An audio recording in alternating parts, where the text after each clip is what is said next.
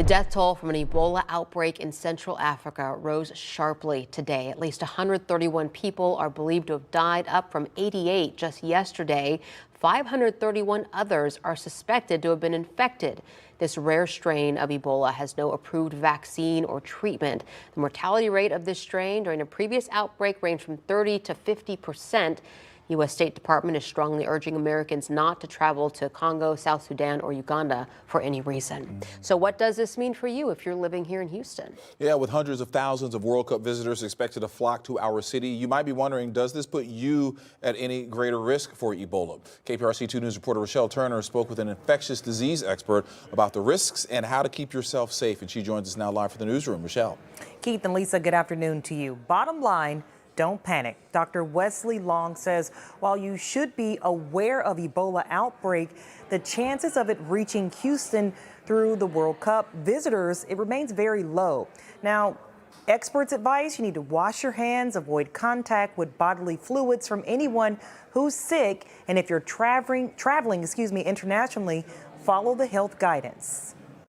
This is not an uncommon occurrence for there to be an Ebola outbreak in Africa during the World Cup and over the last few decades, and there's never been an issue with transmission related to the World Cup. Hearing Ebola and Houston in the same sentence is not news anyone wants to hear. But FIFA and Houston's World Cup host committee says they are closely monitoring the outbreak and staying in contact with health experts as preparations for the World Cup continue. Officials say they're working with agencies like the CDC, Homeland Security, and the World Health Organization to keep players, staff, and fans safe. How does this outbreak compare to the Ebola outbreak from 2013 to 2016? So this Bundaboya variant is different than the Sudan or Zaire variants that we've had in recent outbreaks, which in some cases have available vaccines and things of that nature. There's not a vaccine for this strain. The CDC says enhanced Ebola health screenings are now underway at U.S. airports, and travelers arriving from Congo, Uganda, and South Sudan could face additional screening measures.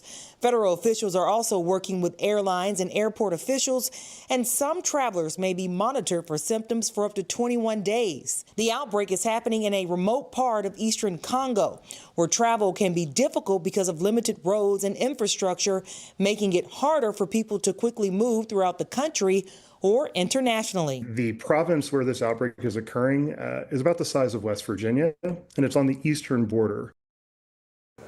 And the CDC confirms no Ebola cases in the U.S. tied to this outbreak.